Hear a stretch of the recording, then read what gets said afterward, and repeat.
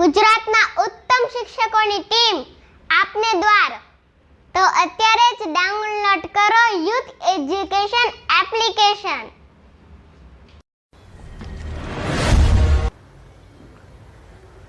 નમસ્કાર વિદ્યાર્થી મિત્રો, હું છું ડીએ પંપાણી અને આપ નિહાળી રહ્યા છો અમારી ચેનલ ઉપર. ધોરણ 12 વિષય છે ભૂગોળ અને પ્રકરણ નંબર આપણું જે અપૂર્ણ છે તેનું નામ છે 9મું ચેપ્ટર આપણે ભણવા જઈ રહ્યા છે અને એ છે કુદરતી સંસાધનો, જે કુદરત સ્વરૂપે આપણને પ્રાપ્ત થયેલા છે. એ સંસાધનોમાં ઘણી બધી વિગતોને આપણે વિદ્યાર્થીઓ ચર્ચા કરી ગયા. છેલ્લે આપણે પરંપરાગત ઉર્જા સ્ત્રોત અને બિનપરંપરાગત ઉર્જા સ્ત્રોત, સાગરીય જળ સંસાધન અંગે પણ આપણે ચર્ચાઓ કરી. સાગરીય જૈવિક અને અજૈવિક સંસાધન, સાગરીય ખનિજ સંસાધન, એ અંગેની વિગતવાર આપણે ચર્ચા કર્યા પછી હવે આપણે આજે એક નવા મુદ્દા વિશે ચર્ચા કરવા જઈ રહ્યા છીએ. તે છે સાગરીય સંસાધન સમસ્યા અને ઉકેલ. આવો એને આપણે શરૂઆત કરીએ. હવે મિત્રો, સાગરીય સંસાધન જે છે એમાં કેટલી બધી સમસ્યાઓ છે અને સાથે કેટલાક એના ઉકેલ પણ આપણે સૂચવ્યા છે. પહેલી જ વાત કરીએ કે આજે જો મોટાભાગનું આપણે મત્સ્ય પ્રવૃત્તિ એ સાગરીય સંસાધનની અંદર સૌથી વધારે જો કોઈ પ્રવૃત્તિ થતી હોય તો એ છે મત્સ્ય પ્રવૃત્તિ, એટલે કે પ્રાથમિક પ્રવૃત્તિ. એ સમુદ્રના વિસ્તારોની અંદર જે માછીમારી લોકો જે માછીમારી પ્રવૃત્તિ કરે છે તેનો સમાવેશ કરવામાં આવ્યો છે. પણ તકલીફ મિત્રો આજે ક્યાં છે કે આજે ટેકનોલોજીના ઉપયોગથી અનિયંત્રિત મત્સ્યયન થાય છે.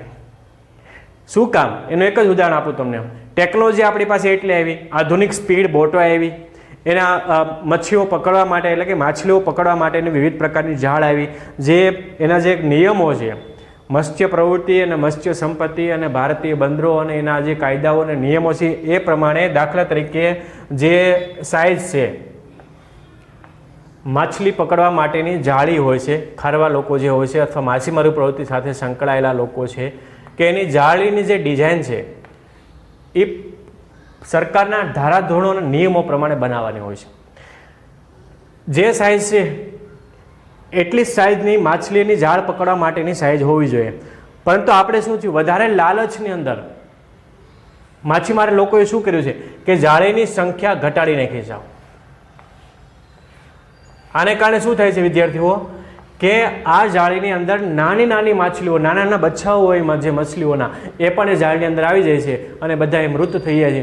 આને કારણે વિદ્યાર્થીઓ કેટલી બધી સમસ્યા એ સર્જાણી છે કે જુદા જુદા વિસ્તારોની અંદર, જુદા જુદા દરિયાઈ જે આવા પ્રદેશો છે, આ પ્રદેશોની અંદર અમુક માછલીઓ છેલ્લા આંકડા પ્રમાણે આપણે જોઈએ તો એ લુપ્ત થઈ ગઈ છે. શું કામ? કારણ કે માની કે જે માછલીઓ છે એકી સાથે એનો પરિવાર આવી જાય તો પછી તો એ માછલીઓ પ્રજનન નથી કરવાની. પ્રજનન થાય એટલે ઈંડા નથી આવવાના, એના બચ્ચા નથી આવવાના અને એ બધી માછલીઓ છે એ પકડાઈ જાય છે.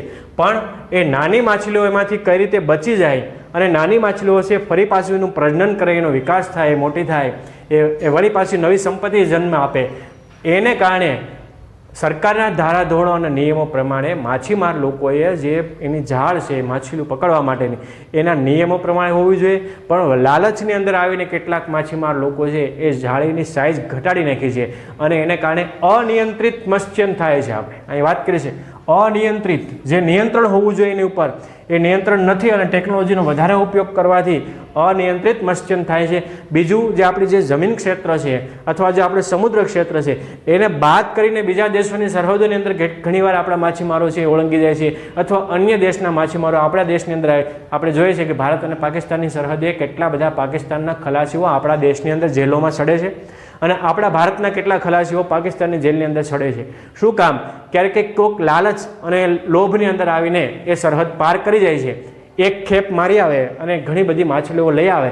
આવી જે વૃત્તિને કારણે પણ મિત્રો આજે અનિયંત્રિત મત્સ્યયન થાય છે અને એના કારણે આ સંપત્તિનું જે આપણે ઝડપથી એ ઘટી રહ્યું છે, એટલે કે મત્સ્ય સંપત્તિ ઝડપથી ઘટવા રહ્યું છે. પારિસ્થિતિક તંત્રો પર એની મોટી અસર થઈ છે. ઇકો બેલેન્સ જે જાળવવું જોઈએ એ ઇકો બેલેન્સ જળવાનું, કારણ કે મેં વાત કરી કે નાના નાના બચ્ચાઓ પણ જો એક સમુદ્રમાંથી બહાર નીકળી જવાના તો એ ફરીવાર પ્રજનન કરવાનું નથી અને પ્રજનન નથી થવાનું એટલે જાતિ જ લુપ્ત થઈ જાય છે. આવી કેટલી બધી જાતિઓ સમુદ્રના વિસ્તારોની અંદર આજે લુપ્ત થવાને આરે છે અને કેટલી જાતિ લુપ્ત પણ થઈ ગઈ છે. અને એનું ઉદાહરણ પણ આપ્યું છે આપણે અહીં જોશું કે કેનેડાના ન્યૂ ફાઉન્ડલેન્ડના કિનારે આજે ટેકનોલોજી અને અનિયંત્રિત મત્સ્યને કિનારે કારણે વિશાળ મત્સ્ય ક્ષેત્ર છે, કેનેડાનો ફંડીનો કિનારો, અને એના કારણે મત્સ્ય ક્ષેત્રોની અંદર સતત ઘટાડો થઈ રહ્યો છે. જે માછલીઓ પહેલાં પકડાતી એ માછલીઓ આજે નથી. તો ક્યાં ગયા? કારણ કે એનું પ્રજનન જ ઘટી ગયું છે, એની સંખ્યા જ ઘટી ગઈ છે અને એના કારણે જે આ માછલીઓ છે એ ઘટવાને કારણે ન્યૂ ફાઉન્ડલેન્ડના કિનારાના મત્સ્ય ક્ષેત્રો છે આજે ઘટી ગયા, એટલે એની અંદર ઘટાડો થયો. તો આપણે એ કરવું જોઈએ કે સરકારના ધારાધોરણો અને નિયમ પ્રમાણે જે માછલીઓ પકડવા માટેની જાળ છે, એની જે ટેકનોલોજી છે અને જે એના નિયંત્રણો આપેલા છે, એ નિયંત્રણ અને કાયદાઓનું ચુસ્તપણે આપણે પાલન કરવું જોઈએ. આ વાત. બીજી વાત કે દૂષિત પાણીઓ જ્યારે સમુદ્રને કારણે ઠલવવામાં આવે છે તો તેના કારણે કેટલી બધી માછલી, તમે ન્યૂઝની અંદર ટીવીની અંદર જોતા હશો કે કેટલા બધા વિસ્તારોની અંદર જે પાણીના જે પ્રદૂષણ અને કંટ્રોલ બોર્ડનો જે નિયમ છે કે ઓઇલનું એક પણ ટીપું પાણીમાં પડવું જોઈએ નહીં. હવે આવા નિયમોનું કોણ પાલન કરે છે? આપણે પીપાઓ પોર્ટ હોય, અલંગ શિપ બ્રેકિંગ યાર્ડ હોય, કંડલા બંદર હોય, તો ત્યાં કેટલા બધા કન્ટેનરો, કેટલા બધા જહાજો, તો શું એ સમુદ્રમાં ઓઇલનું ટીપું નહીં પડતું હોય? પડે છે. પણ પર્યાવરણ કંટ્રોલ બોર્ડના જે આપણે ચુસ્ત પ્રકારના જે નિયમો છે, નિયમોનું પાલન કરતા નથી અને એના કારણે પણ દૂષિત થયેલું પાણી કેટલુંક તો ઉદ્યોગો, ઇન્ડસ્ટ્રીઝ, મિત્રો સૂત્રાપાડા નજીક GSL આવેલી છે company, Gujarat heavy chemical lines, જે આપણે કંપની જે છે એ સોડા બનાવે છે, GSL. તો GSLનું ત્યાં બિલકુલ ત્યાં અરબ સાગર નજીક આવેલું છે સૂત્રાપાડાને, અને એક ઘણીવાર કેમિકલ યુક્તવાળા પાણી જ્યારે સમુદ્રની અંદર છોડવામાં આવે તો એને કારણે કેટલી બધી માછલીઓ છે મૃત થઈને, દરિયાઈ કાચબાઓ છે, દરિયાઈ પરવાળાઓ છે, ઘણી બધી સજીવ સૃષ્ટિ છે એ મૃત થઈને કાંઠા ઉપર આવે છે. ત્યારે મીડિયાનું ધ્યાન જાય છે. ઘણીવાર એ કંપનીને બેન લગાડી દેવામાં આવે છે, 1-2 વર્ષમાં તે પ્રદૂષણ કંટ્રોલ એને નિયંત્રણમાં લાવે છે, પણ ક્યાંક ને ક્યાંક આ લોકો કાયદાની છટકબારીમાંથી છટકી અને ફરી પાછા એ ન્યાય પ્રવૃત્તિ સાથે જોડાયેલા હોય. તો મિત્રો આ વસ્તુ પણ આપણે નોંધ કર્યા જેવી છે કે દૂષિત પાણી ઠલવવાથી પણ કેટલાક સજીવો છે મૃત્યુ પામ્યા છે અને સાગરીય જીવસૃષ્ટિનો નાશ પામે, ઘણી બધી સાગરીય જીવસૃષ્ટિઓ છે એના કારણે નાશ પામે છે. તો આ વાત થઈ એને જે સમસ્યા અને એના ઉકેલ શું લાવી શકાય કે નિયમોનું પાલન કરવું જોઈએ. દૂષિત થયેલું પાણી સમુદ્રની અંદર છોડતા પહેલાં એને યોગ્ય ટ્રીટમેન્ટના આધારે એનો ઉકેલ લાવવો જોઈએ. વાત થઈ. હવે આવે છે પશુ સંસાધન. ભારત અને વિશ્વના ઘણા દેશો આજે પશુઓનો ઉપયોગ દિન પ્રતિદિન વધતો જાય છે અને પશુઓમાંથી વ્યાપારી પશુપાલન તરફ આપણે આગળ વધી રહ્યા છે. અને આપણા ભારત દેશની અંદર તો મિત્રો ગાયને માતા તરીકેનો દરજ્જો આપવામાં આવ્યો છે. અને બ્રાઝિલ વિસ્તાર એવો છે, બ્રાઝિલ દેશને આપણે વાત ગીર ગાયને આધારિત મોટા ભાગનું અર્થતંત્ર બ્રાઝિલ દેશનું ચાલી રહ્યું છે. અને ભારતની અંદરથી પણ દૂધ અને દૂધની આનુષંગિક બનાવટો જે છે એનો આપણે પુષ્કળ પ્રમાણની અંદર ઉપયોગ કરીએ. અને વિદ્યાર્થીઓ, ભોજનમાં સૌથી વધારે જો આપણે કોઈ ઉપયોગ કરતા હોય ને તો એ દૂધ અને દૂધની આનુષંગિક બનાવટની વાત છે. પશુપાલન વ્યવસાય, એની અંદર દૂધ છે, માછલા છે, માછ છે, પછી ઊન છે, એ વગેરેને ખેતીના પરિવહન સાથે સંકળાવવામાં આવે છે.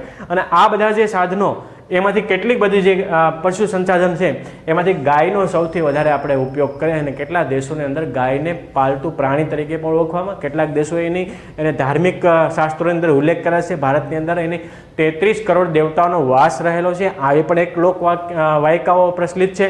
તો એમાંથી ઘણી બધી વસ્તુઓ, આ સિવાયના અન્ય જે પશુઓની વાત હોય, માત્ર ગાયની વાત નથી, પણ ઘણા બધા માછલાઓ છે, માંસ છે, ઊન છે, ઘણા બધા પશુઓમાંથી ઊન મેળવવામાં આવે છે, ઘણા ચામડા એનો ઉપયોગ કરવામાં આવે છે. તો એવી અલગ અલગ પ્રકારના જે પશુઓ સંસાધન છે આપણા દેશની અંદર, તો એ પશુ સંસાધનનો એ રીતે ઉકેલ અને એનો યોગ્ય. ત્યારબાદ ખેતીની વાત કરી કે કેટલાક પાલતુ પ્રાણી એવા છે કે જેનો આપણે ખેતીની અંદર ઉપયોગ કરીએ છીએ. કેટલાક પાલતુ પ્રાણીઓને આપણે પરિવહનના માધ્યમથી પણ એને જોડ્યા છે. ખેતી અને ખેતીને આનુષંગિક જે પ્રવૃત્તિ છે એની સાથે પણ કેટલાક પશુઓનો ઉપયોગ એ કરવામાં આવી રહ્યો છે. તો આ વાત થઈ વિદ્યાર્થીઓ પશુ સંસાધનની. બરાબર. બીજી વાત, પશુ સંસાધનની વાત સાથે ડેરી ઉદ્યોગ સંકળાયેલો છે. અને ડેરી ઉદ્યોગની વાત આવે ત્યારે પશુઓનો ઉપયોગ આવે. ઘણા બધા પાલતુ પ્રાણીઓ અને પશુઓની અંદર સૌથી વધારે વિશ્વ આખાની અંદર મોટાભાગના દેશો એવા છે કે જ્યાં ગાયને એ સૌથી ઉત્તમ પ્રકારનું પશુ માનવામાં આવે છે. અને ડેરી ઉદ્યોગની અંદર સૌથી વધારે એનો ઉપયોગ થાય છે. ડેરી ઉદ્યોગ વાત કરી. ભોજનમાં સૌથી વધારે શેનો ઉપયોગ થાય છે? દૂધ અને દૂધની આનુષંગિક બનાવટનો, અને તેની બનાવટો. ત્યારબાદ વિશ્વની અંદર જે આપણે યુરોપની વાત કરીએ, પૂર્વ સોવિયત સંઘ છે, રશિયાનો જે ભાગ, ઉત્તર અમેરિકા છે, ત્યારબાદ છે ન્યૂઝીલેન્ડ છે, આર્જેન્ટિના છે, ઓસ્ટ્રેલિયા છે.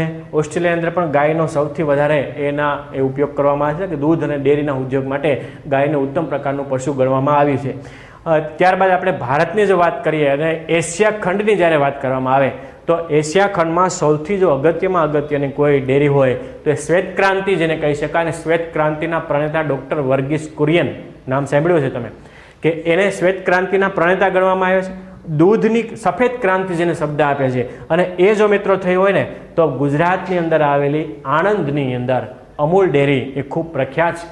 એશિયાની સૌથી મોટી ડેરી છે, અને આ ડેરીની અંદર દૂધ અને દૂધની આનુષંગિક પ્રવૃત્તિઓ ઘણી બધી, અમૂલની કેટલી બધી બ્રાન્ડો એ તમે પણ બધા એનો ભોગ બન્યા છો, તમે પણ બધાએ અમૂલનો ઉપયોગ કર્યો છે અને ખૂબ ઉપયોગ લીધો હશે. તો આ અને એનાથી તમે બધા વાકેફ છો કે અમૂલ અને અમૂલની ચીજ વસ્તુઓ એને આનુષંગિક બનાવટો, એટલે એ ચોકલેટની વાત હોય, ચીઝની વાત હોય, દહીંની વાત હોય, દૂધની વાત હોય, માખણની વાત હોય કે ઘીની વાત હોય, મિત્રો એટલી બધી વસ્તુઓ છે કે બિસ્કિટની વાત હોય, તો એ આણંદની અંદર આવેલી અમૂલ ડેરી કે જે એશિયા ખંડની સૌથી મોટી ડેરી છે, અને એને પણ આપણે ડેરી ઉદ્યોગ સાથે સંગ, અને ડેરી ઉદ્યોગ આજે ભારત દેશની અંદર, ગુજરાતની અંદર, સૌરાષ્ટ્રના કેટલા બધા ખેડૂતોના પરિવારના ગુજરાન ચલાવવામાં આ ડેરી ઉદ્યોગ ખૂબ સારા એવા વિકાસ એનો પામ્યો છે. બરોબર, તો આટલી વાત મિત્રો આજે આપણે કરી. સાગરીય સંસાધન સમસ્યા અને ઉકેલ. શું સમસ્યાઓ છે, કયા ઉકેલો કરવા જોઈએ. પશુ સંસાધન, પશુઓનો ઉપયોગ એ ખાસ ગાય, દૂધ, માછલા, માંસ, ઊન વગેરે ખેતીની અંદર એનો ઉપયોગ પરિવહન માટે થાય છે. ડેરી ઉદ્યોગની આપણે વાત કરી કે ભોજનની અંદર સૌથી વધારે જો આપણે ઉપયોગ કરતા હોય તો દૂધ અને દૂધની આનુષંગિક બનાવટો. વિશ્વ આખાની અંદર ગાયને સૌથી શ્રેષ્ઠ પશુ માને છે લોકો, અને એમાંથી એની પ્રવૃત્તિ દૂધનું સૌથી વધારે ઉત્પાદન એમાંથી થાય છે. ત્યારબાદ પૂર્વ જે આ દેશો છે બધા, એ બધા જ દેશોની અંદર ગાય આધારિત ખેતી કરવામાં આવે છે, અને આપણે ભારત દેશની અંદર અને એશિયા ખંડની સૌથી મોટી અને ગુજરાતનું આપણે ગૌરવ કહી શકાય એવી આણંદ ખાતે આવેલી અમૂલ ડેરીનો પણ અહીંયા આપણે ઉલ્લેખ કરવામાં આવ્યો છે. તો આટલી વિગતો વિદ્યાર્થીઓ આપણે અહીંયા રાખીએ છીએ, વિરામ આપીએ છીએ આ ટોપિકને. નવા મુદ્દા સાથે જ્યારે આપણે મળશું ત્યારે ફરી નવી ચર્ચા કરીશું. વિડીયો ગમે તો લાઇક કરજો. સૌનો આભાર, ધન્યવાદ.